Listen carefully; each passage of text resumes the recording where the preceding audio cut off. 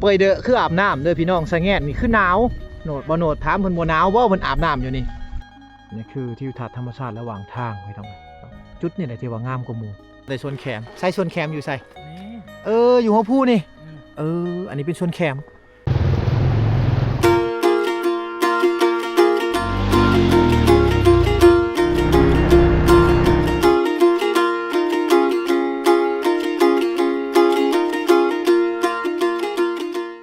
ไทยสบายดีสวัสดีพ่อแม่พี่น้องเมื่อสุขุสุขคนคือเก่ายินดีต้อนรับทุกคนเข้าสู่ช่องเบาโหนดพาเลาะพี่น้องเอาอีพีนี้เบาโหนดกำลังจะพาพ่อแม่พี่น้องไปที่หมู่บ้านชนบทชายแดนลาวเวียดนามพี่น้องเนาะก็คือหมู่บ้านเขตจุดชุมพาบังนั่นเองตามถนนหนทางที่เราจะเข้าไปเนี่ยเราต้องได้ผ่านวิวงามๆแบบสี่พี่น้องเนาะข้างหน้าพี่น้องนี่จะเป็นเซกอกพี่น้องเนาะเซกอกนี่แม่นเซที่ว่าไล่มาแต่ทางเมืองวิระบุรีพี่น้องเซตัวนี้เนี่ยจะไหลไปใส่เซบางเฮียงพี่น้องเนาะจะไหลไปใส่เซบางเฮียงแต่เป็นแม่น้ำสายหลักของคนในเมืองวิระบุรีพี่น้องเลยช่วงนี้ก็น้ำลงแล้วพี่น้องช่วงฤดูฝนนี่เซกอกเนี่ยพุ่นละขึ้นจนครึ่งปลายไผ่พี่น้อง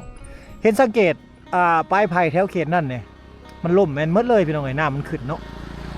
แต่ช่วงนี้ช่วงแรงนะพี่น้องช่วงฤดูหนาวของฝั่งลาวเขาน้ำมันก็เลยลงขนาดว่าน้ำลงยังเป็นซ้ำนี่พี่น้องเขตนี่เป็นเขตพื้นแผ่นดินค่ำพี่น้องตามลำแม่น้ำเซต่างๆหรือว่าห้วยต่างๆนี่จะมีเศษค่ำน้อยๆพี่น้องเลยจะมีเศษค่ำน้อยๆคนเขตนี่เนี่ยเขาเจ้าก็ยังห่อนอยู่พี่น้องห่อนค่ำแต่ว่าเขาเจ้าห่อนแบบวิธีบูฮานเด้อพี่น้องเขาจะมีเครื่องห่อนเนาะมีป้างห่อนค่ำพี่น้องเขาจะบริใส่เครื่องจักรอยู่ทางเขตนี้นี่ก็คือแม่น้ำเซกอกพี่น้องสองภาคนี่จะเป็นแม่น้ำเซกอกอยู่แคมแม่น้ำนี่เราจะได้เห็นชาวบ้านเขาเจ้าเห็ดไห่เห็ดสวนพี่น้องเนาะนี่จะเป็นสวนของชาวบ้านเขาเจ้าช่วงนี้เขาจะปลูกซาลีพี่น้องตัวนี้จะปลูกซาลีได้นี่เมื่อก่อนน้ำขึ้นนี่ปลูกบ่ได้ถ้าเห็ดได้ก็เห็ดแต่ช่วงฤดูแล้งแบบซี่พี่น้องเลยเนาะแต่ก็ถือว่าน้ำก็ยังหลายอยู่พอสมควรเป็นแม่น้ำสายหลักของชาวบ้านเขาเจ้าบอกว่าคนเมืองวิระพี่น้องคนเมืองเซโปนเนาะกะใส่แม่น้ำนี่พี่น้องเอาเมื่อนี่แมนเบาโหนดจะพาพ่อแม่พี่น้องเขาไปบ้านหมู่บ้านชายแดนลาวเวียดนามเขตนั่นน่ะจะเป็นชนเผ่ารูชนเผ่าตรีพี่น้องเนาะแต่ไปเบิ่งวิถีชีวิตดั้งเดิมของชาวบ้านเขาแล้วกับเบิ่งทิวทัศน์ธรรมชาติพี่น้องเดี๋ยวเบาโหนดจะถ่ายทำให้พ่อแม่พี่น้องได้เบิ่งเอาเดินทางกันต่อพี่น้องเลยบรรยากาศตามถนนหนทางที่เขาขับมาเป็นบรรยากาศที่ว่าอยู่ในเขตภูด้อยพี่น้องต้องได้ผ่านสวนผ่านไร่เขาผ่านสวนยางผ่านสวนวิกพี่น้องเลยเนาะก่อนจะไปฮอดเขตชนบทชายแดนลาวเวียดนามเดี๋ยวมื้อต่อไปเพื่อนพี่น้องเลยบอลโนดจึงอาจจะได้ถ่ายบรรยากาศหมู่บ้านให้พี่น้องได้เบิ่งแต่อีพีนี้แมนบอลโนดจะอัปเดตถนนหนทางเนาะที่ว่าบอลโนดต่อไปแหละก็อัปเดตบรรยากาศของชาวบ้านก็เจ้าตามถนนหนทางให้พ่อแม่พี่น้องได้เบิ่งบ้านชวนสิไปชิเลอร์ตัดไม้ไปตัดไม้โอ้อันนี้ข้างห้องบ้านยังสเวตบ้านสเวตโอ้บ้านนี่ขึ้นกับจุดซุ่มบ่ลาดหออีพอจะไปตัดไม้เยิ้งบ่อยู่ป่าคนอยู่ป่าคนตัดไม้ไผ่ไม่เหี้ยไม่พังไม่พังโอ้เอามาสักจักสารเนาะเก่งเนาะคนทางนี้เนาะเก่งเฮ็ดได้เอาไปเฮ้ยลูกไปก่อนเด้อโชคมาเด้อโชคมาร่ำรวยเอาพี่น้องนี่แหละวิถีชีวิตในชนบทเฮายามว่างๆแล้วให้แล้วหน้า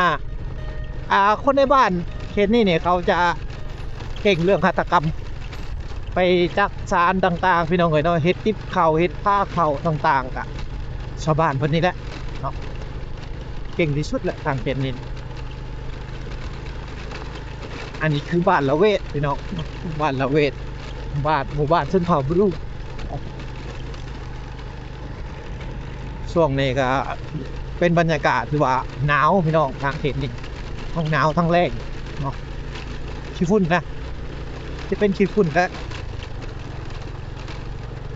ช่วงฝนก็ต่างหากอีกบรรยากาศจะแตกต่างกันไปเนาะแต่ละช่วง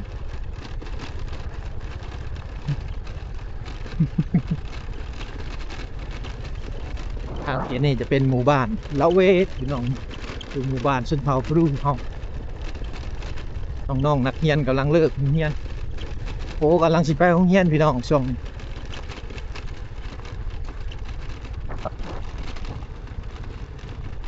กำลังสิไปโรงเรียนเนี่ยนักเรียนลาวเฮาอยู่ในเขตผู้ดอยเขตชนบทสบายดีสิไปสิเลอไปโรงเรียนบ่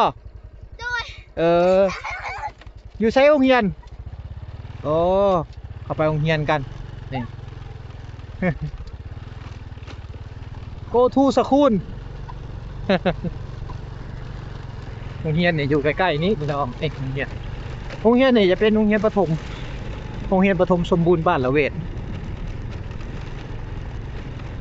นี่คือโรงเรียนผู้ดอยพี่น้องเขตผู้ดอยเฮาโรงเรียนประถมสมบูรณ์บ้านสะเวทเนาะบ้านสะเวทคือว่าเขตนี้ก็พัฒนาโรงเรียนให้เป็นตึกดินตึกอาคารตึกปูนพี่น้องเลยเนาะเพราะว่าให้มันมั่นคงกว่าเก่าแต่ก่อนนี่เป็นตึกไม้ช่วงฤดูหนาวนี่โอ้ยหนาวขนาดเลยแหละทางเขตนี้เด็กน้อยนั่งในตึกไม้นี่ลมพัดแว่วๆพี่น้องบันส่วนโอ้ไปเด้อบ่โอ้อาบน้ำอยู่นี่เนาะบ่สะแงดบ่ เปิดเด้อคืออาบน้ำเด้อพี่น้องสะแงดนี่คือหนาวโนดบ่โนดถามเพิ่นบ่หนาวบ่เพิ่นอาบน้ำอยู่นี่อาบน้ำแรงน้ำธรรมชาติน้ำนี่ไหลมาแต่พะบังหมู่เนาะป้าสักเครื่องไปพร้อมพี่น้องเอาเครื่องมาสักพร้อมอาบอยู่นี่พร้อมน้ำดื่มเนี่ยดื่มอยู่ใช้น้ำดื่มน้ำกินน้ำบาดาลโอ้กินน้ำบาดาลแต่อาบอยู่นี่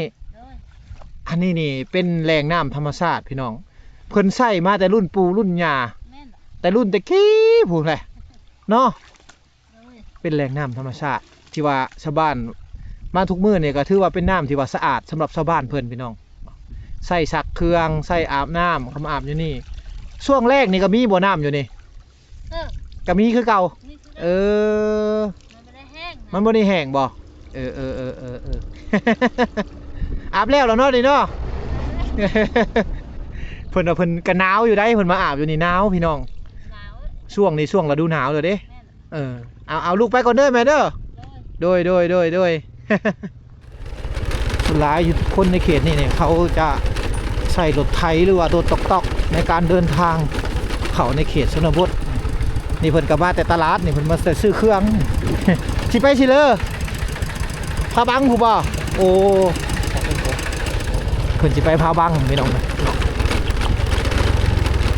ก่อนจะฮอดพาบังกับโบง่ายๆต้องได้ผ่านหลายๆหมู่บ้านต้องได้ผ่านภูผ่านเหว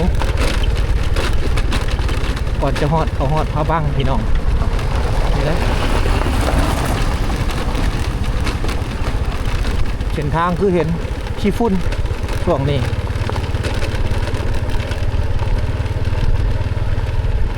บ้านทางนาเนี่ยเป็นหมู่บ้านหนึ่งที่ว่าบรรยากาศดีพี่น้องในช่วงฤดูฝนหมู่บ้านเขานี่จะมีทะเลหมอกพี่น้องเพราะว่าหมู่บ้านเขาอยู่ในภูเขาเนาะทางนาจะเป็นวิวที่ว่าดีที่สุดเลยฝนตกจะมีขี้เฟื่อไหลตามหัวภูพี่น้องเนาะตอนช่วงหมดโนดมาช่วงก้อนฝนตัวบรรยากาศช่วงนั้นก็ดีไปอีกแบบนะเป็นหมู่บ้านน้อยๆหมู่บ้านเป็นหมู่บ้านน้อยๆหมู่บ้านบ่ใหญ่ประมาณ30ปลายกว่าหลังคาเรือนคนในเขตนี้เนี่ยเป็นคนชนเผ่าบลูเฮาคนชนเผ่าบลู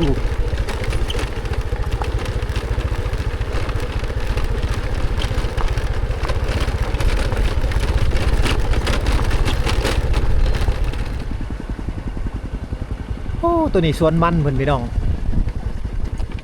ตัวนี้จะเป็นสวนมันของชาวบ้านกับเจ้าแล้วก็เป็นสวนไวน์บิ๊กอีกพี่น้องเอ้ยเบิ่งบรรยากาศ บ้าคักๆเลยตัวเขาเห็นเป็นสั้นกันไปสวนไวน์บิ๊กกับเจ้าอยู่เทิงผู้สวนไวน์บิ๊กต้นยูคาลิปตัสเนาะเพิ่นจะห้องว่าต้นยูคาลิปตัสภาษาไทยพี่น้องอยู่เทิงผู้ใดเต็มหัวภูน่ะแม่นเบิดเลยสวนไวน์บิ๊กสวน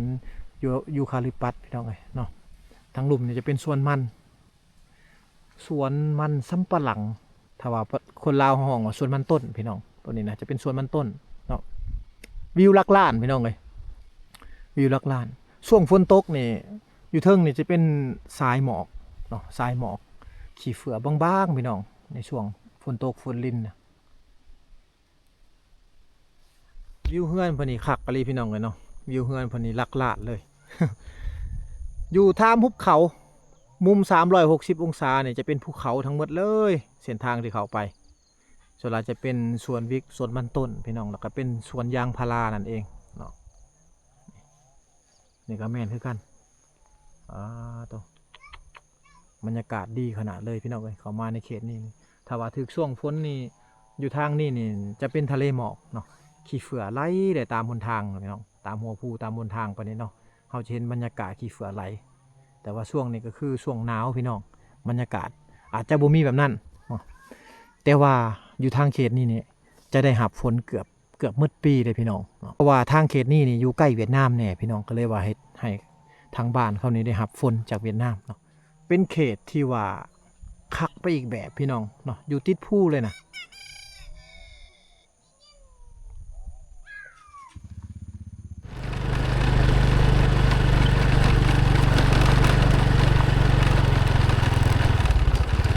บ้านชวนนี่พอเอ้ยสิไปชิเลอร์โอ้มาแต่ชนแคมปลาพี่น้องผลมาแต่ชนแคมใส่ชนแคมอยู่ใส่นี่อยู่หัวผู้นี่อันนี้เป็นชนแคมเดี๋ยวนี้แคมนี่เขาซื้อโลเท่าไหร่แล้วจักไรบูฮูแล้วไปนี่ยังบ่ได้ขายเนาะปีเดือนได้ขายแคมนี่เดือนหน้าพ้นเดือนหน้าแคมนี่คือใบ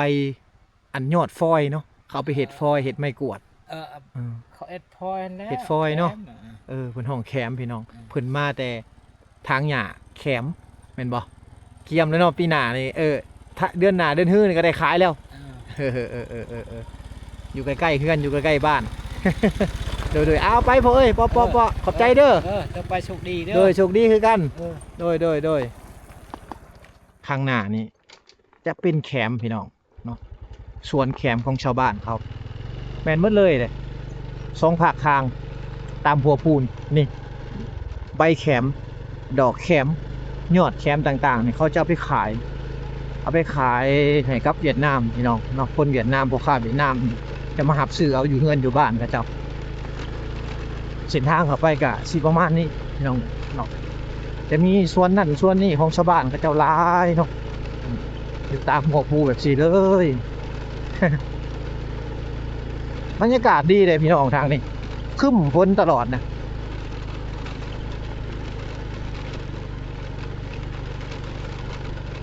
โอ้เป็นสวนใหญ่เติบเลยนี่แม่นเลยนี่พี่น้องเนาะ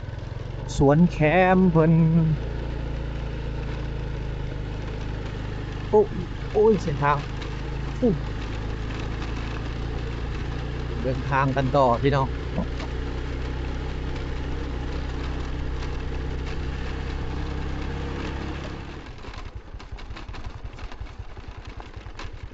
มายามใด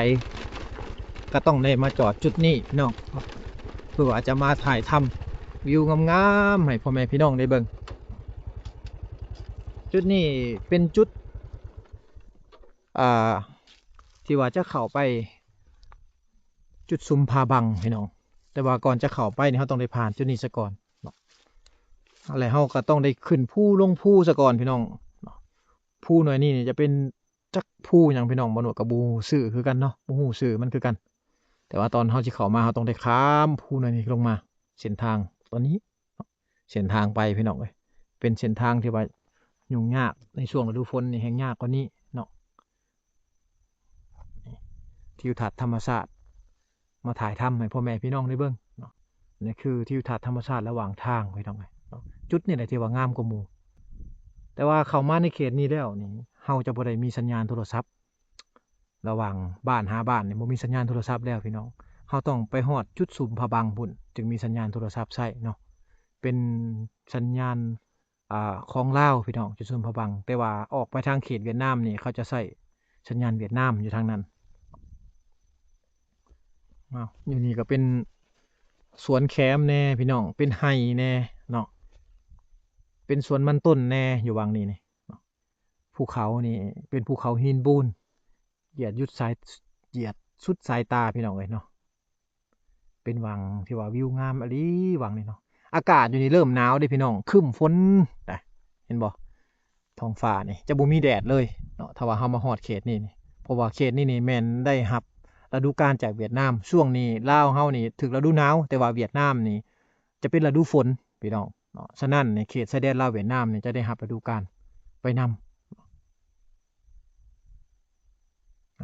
วิวธรรมชาติวิวภูเขาป่าไม้พี่น้องถือว่าเป็นวิวที่ว่าสวยงามเลยเนาะ